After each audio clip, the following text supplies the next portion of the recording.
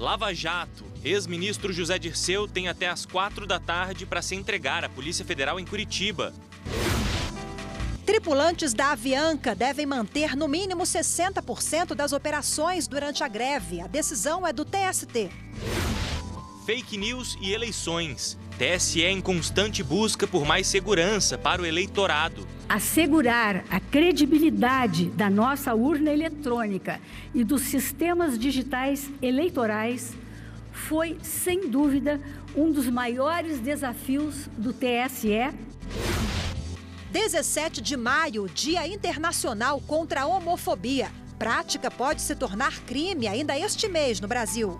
As pessoas com deficiência, elas são protegidas pela lei, que as pessoas idosas são protegidas pela lei, mas as pessoas LGBTs não são protegidas pela lei.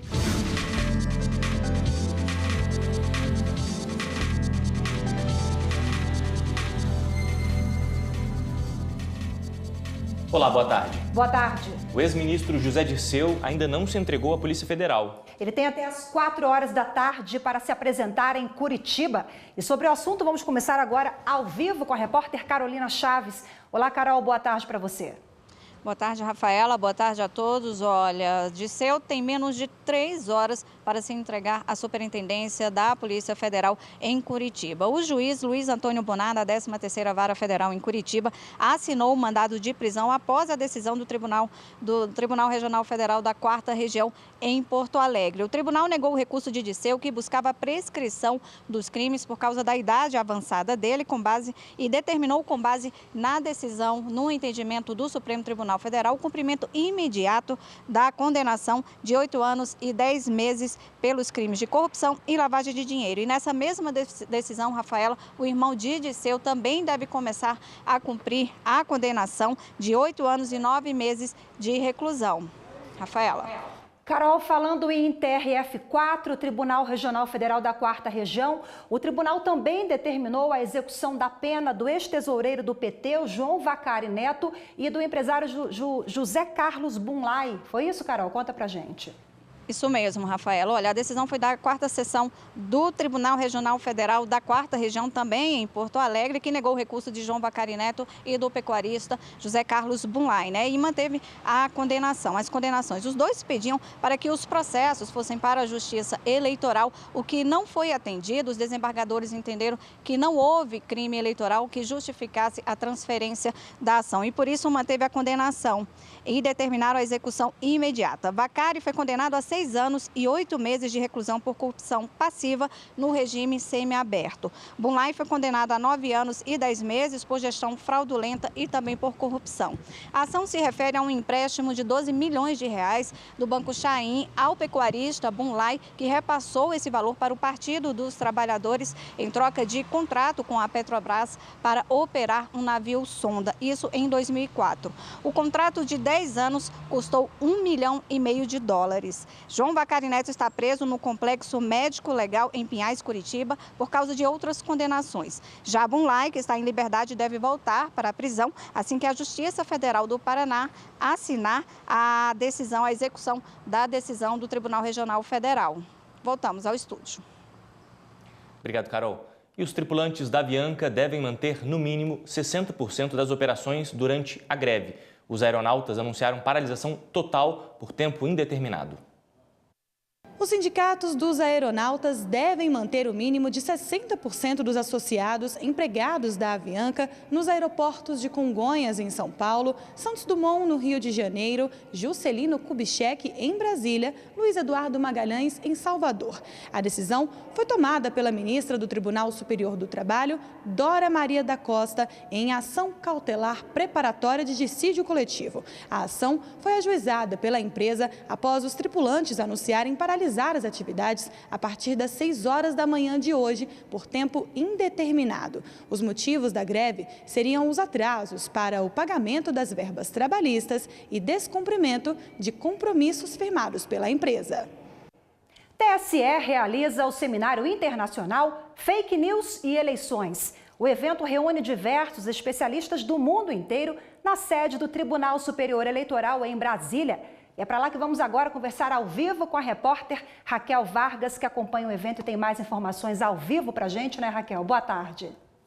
Boa tarde, Rafaela. Boa tarde a todos. Hoje pela manhã foram realizados 2 painéis de debate. O primeiro tratou sobre a lei eleitoral e os limites da propaganda. E o segundo sobre eleições e fake news no mundo. Especialistas em direito, marketing digital e tecnologia debateram sobre o que de fato são as fake news, o impacto delas, como enfrentá-las e os riscos que elas trazem para a democracia. Foram debates muito enriquecedores, até porque a gente vive numa era extremamente digital. Ou seja, as redes sociais, a internet são plataformas, são as principais plataformas de divulgação de notícias e também durante as campanhas eleitorais. Hoje à tarde teremos aí mais 3 painéis, são eles liberdade de expressão versus crime contra a honra, ferramentas de enfrentamento às fake news e mídias sociais no cenário eleitoral. Lembrando que quem quiser acompanhar o seminário pode assistir aqui pela TV Justiça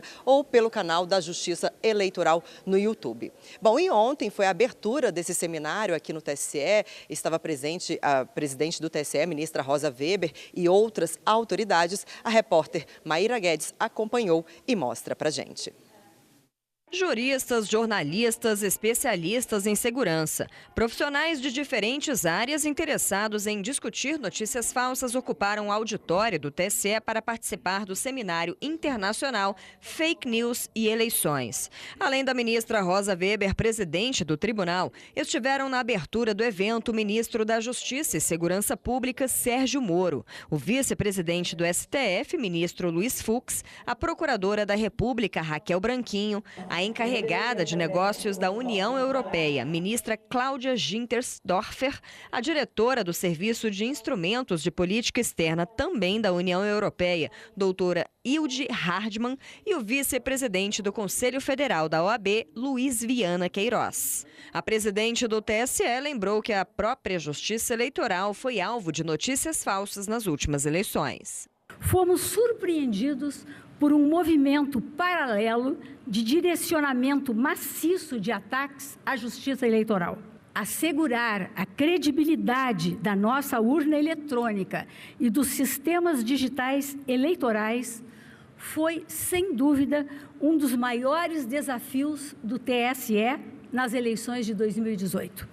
A ministra também ressaltou a importância do seminário para se discutir ações a serem implementadas já no próximo pleito municipal em 2020.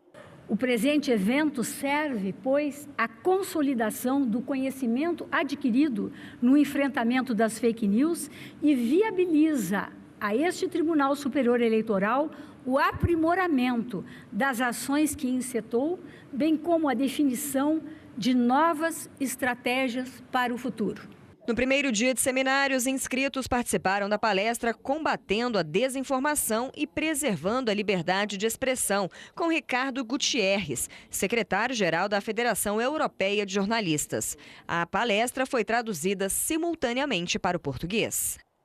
A ideia global aqui é, em vez de focar na supressão ou na censura, por outro lado, o que faz muito mais sentido, criar a imunidade à fake news enquanto sociedade. Eu realmente acredito que o desafio para qualquer ator é a preservação da liberdade de expressão, que é um valor fundamental para a nossa democracia, para os jornalistas, para os juízes, para os políticos e para os cidadãos. O evento tem como objetivo produzir ações para impedir ou minimizar a divulgação de notícias falsas nas eleições municipais de 2020, levando em conta a experiência adquirida durante o último pleito no fim do ano passado. E a seguir, hoje é o Dia Internacional de Luta contra a Homofobia. Uma parcela da sociedade pode viver sem violência, pode gozar de uma vida com liberdade e outra parcela da sociedade não.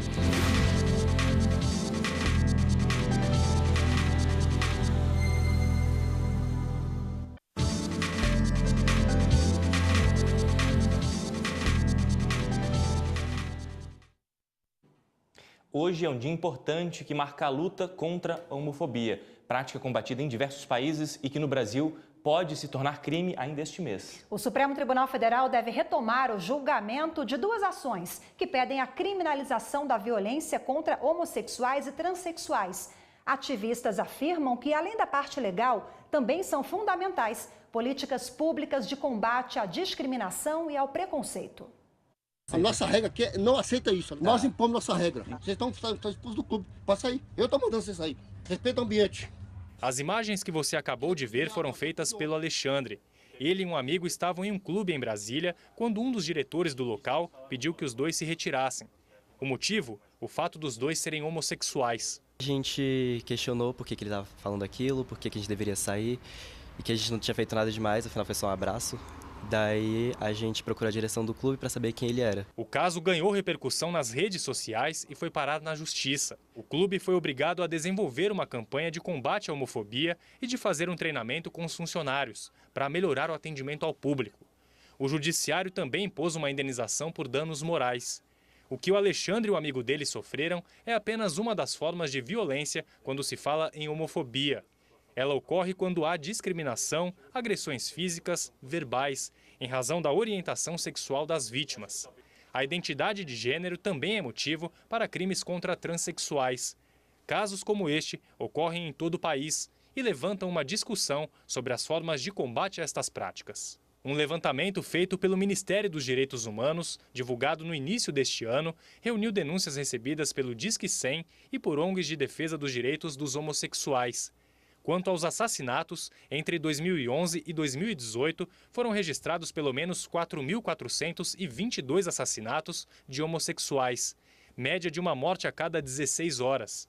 O Brasil também é o país que mais mata transexuais no mundo. Uma pesquisa feita por uma organização não governamental apontou que entre outubro de 2017 e setembro de 2018, 167 pessoas foram mortas por causa da identidade de gênero.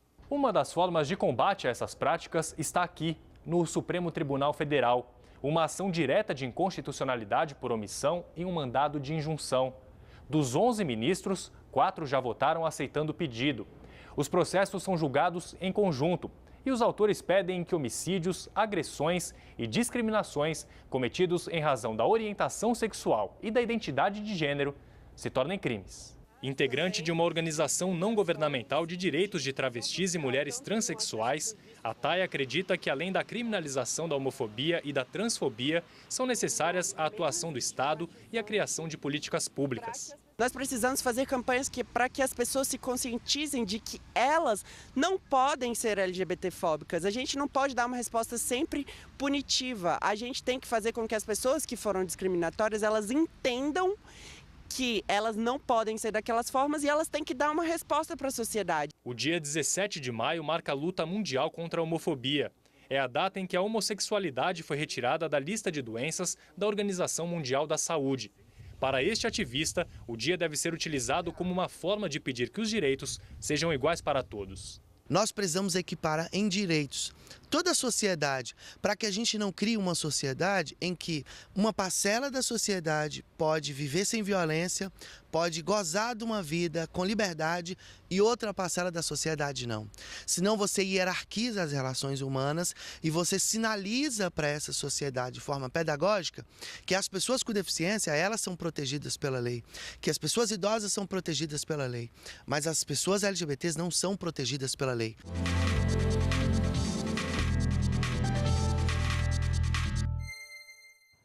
O julgamento sobre a criminalização da homofobia e da transfobia deve ser retomado pelo Supremo na próxima quinta-feira, dia 23 de maio. Vamos continuar nesse assunto e conversar agora aqui no estúdio com o advogado Saul Tourinho. Boa tarde, muito obrigada pela presença. Boa tarde, um prazer estar aqui com vocês. Bom, vimos na reportagem que, infelizmente, o Brasil é campeão em assassinatos a homossexuais e transexuais. O que fazer na avaliação do senhor para mudar esse cenário tão dramático? Nós temos que desenvolver práticas que envolvam os três poderes: o legislativo com a legislação, o executivo com políticas públicas e o judiciário com suas decisões. O Supremo Tribunal Federal, nesse particular, tem feito o seu papel. Nós temos decisões como a decisão que, em 2011, sob a relatoria do ministro Carlos Aires Brito, reconheceu as uniões homoafetivas. Na sequência, a adoção. Daí em diante, tivemos uma jurisprudência que passa, por exemplo, pelo reconhecimento da possibilidade de alteração do nome nos registros civis sem a chamada cirurgia de transgenitalização. E nesse caso, quem fez a sustentação oral foi uma advogada, a primeira advogada transexual do Brasil, Gisele, que elevou a sua voz, vindicou justiça e saiu vitoriosa da tribuna do Supremo Tribunal Federal.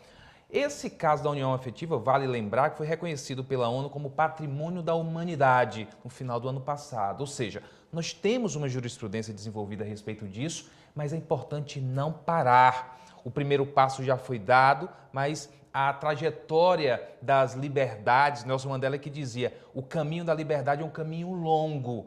Daí nós temos a oportunidade de hoje, rememorando um dia de combate à homofobia, reavivarmos a necessidade de perseguir nesse caminho, envolvendo medidas que passem pelo Legislativo, pelo Executivo e pelo Judiciário. E pegando esse gancho, o não parar, esse caminho longo, um dos pontos importantes são essas duas ações que vão ser julgadas, finalizadas pelo Supremo em breve? Esse julgamento é um julgamento histórico, porque, primeiro, ele traz para o debate público, para a esfera pública, a figura da omissão legislativa.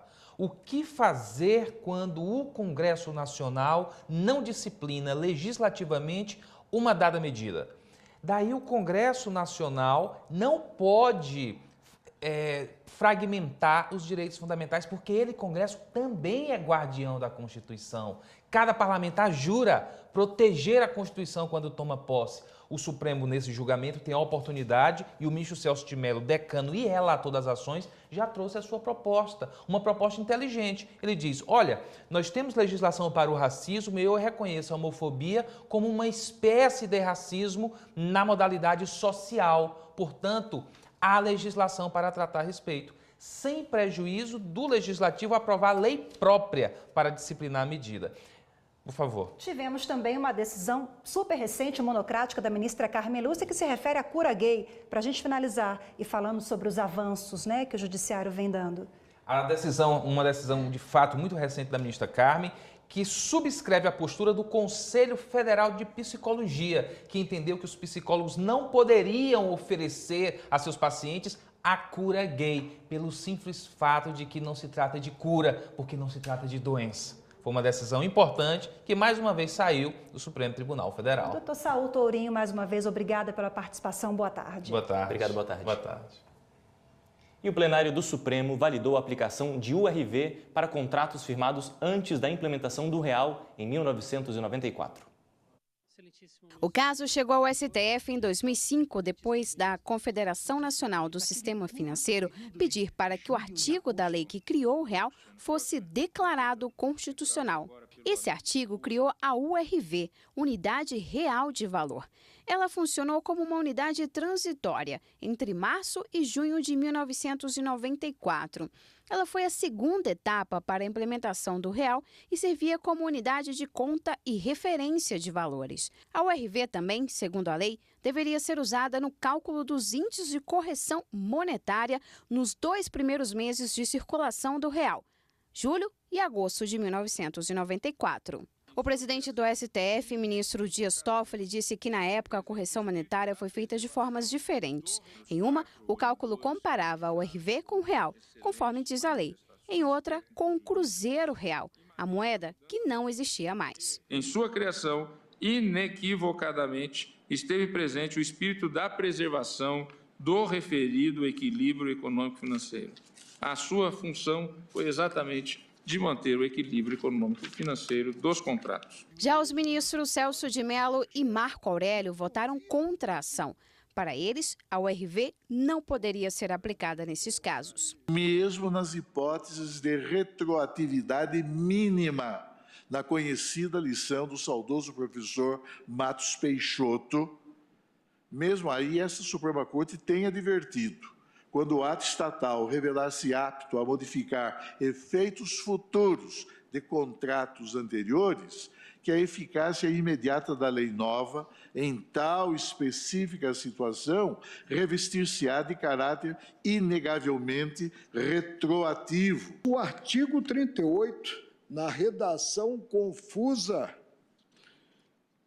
que nele está,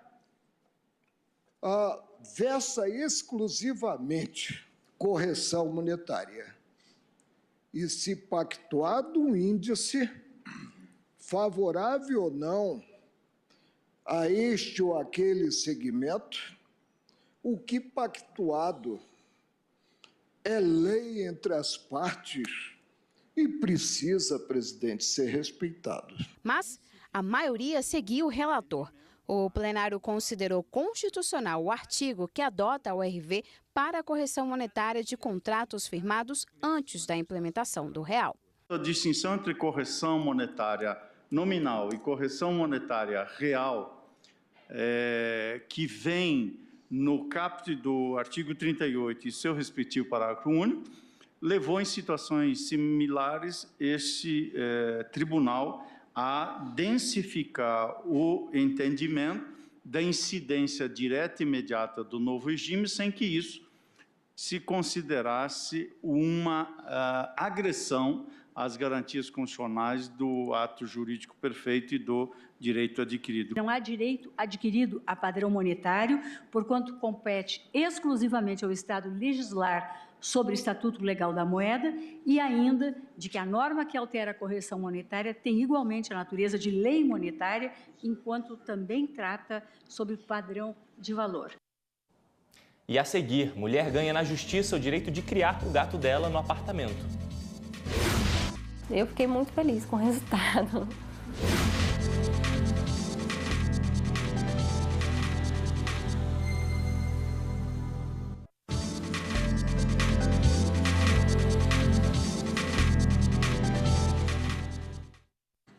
O presidente do Supremo Tribunal Federal e do Conselho Nacional de Justiça, ministro Dias Toffoli, está hoje no Macapá, em Amapá, para visitar tribunais, Ministério Público e governo do estado.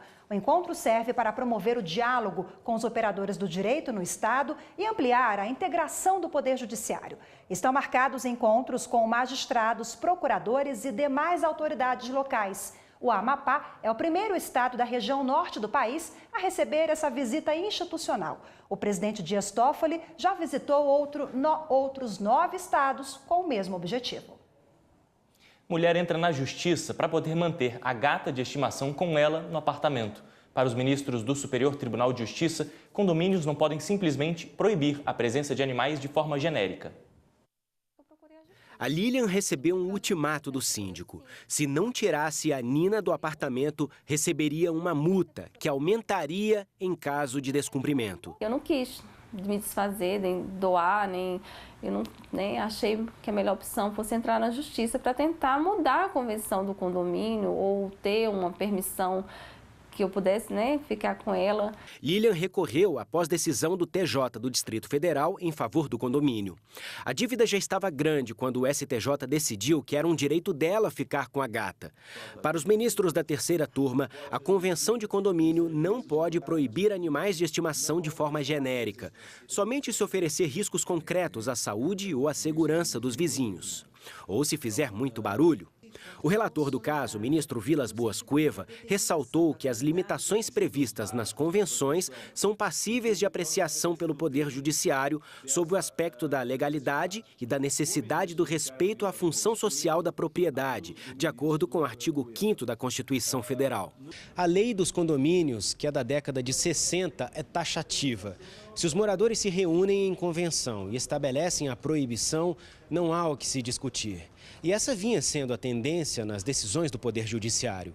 Mas o novo Código Civil e a Constituição de 88 abriram caminho para uma interpretação relativizada da lei dos condomínios. O defensor público que representou a Lilian afirma que os direitos constitucionais à propriedade e à dignidade humana e a necessidade de comprovação dos riscos prevista no Código Civil sobrepõem-se à interpretação literal da lei dos condomínios. As normas civilistas mais modernas, tanto o Código Civil quanto a Constituição, elas estão sendo compreendidas no fenômeno que a gente chama de despatrimonialização. Os valores da pessoa humana vão preponderar sobre a questão patrimonial e a questão meramente ali formal de haver um pacto nas relações do direito civil. Este advogado especialista em direito imobiliário esclarece que, embora haja uma mudança de tendência nas decisões do Poder Judiciário, as leis ainda são conflitantes sobre o assunto. E enquanto não se estabelecer uma jurisprudência consolidada ou não for alterada a legislação, as próximas decisões sobre o tema dependerão das análises dos casos concretos. Deve-se observar o caso fático, pontual. Não é uma norma proibitiva geral que vai sobrepor a situação fática. Com esse vínculo que a gente já tem de 4 anos, né, como seria, né, esse rompimento, né? Eu fiquei muito feliz com o resultado. E esta edição do Jornal da Justiça fica por aqui. Uma boa tarde para você e um bom fim de semana. Continue com a programação da TV Justiça. Lembrando que às 18h30 tem Jornal da Justiça, segunda edição. Um ótimo fim de semana para você. Até segunda.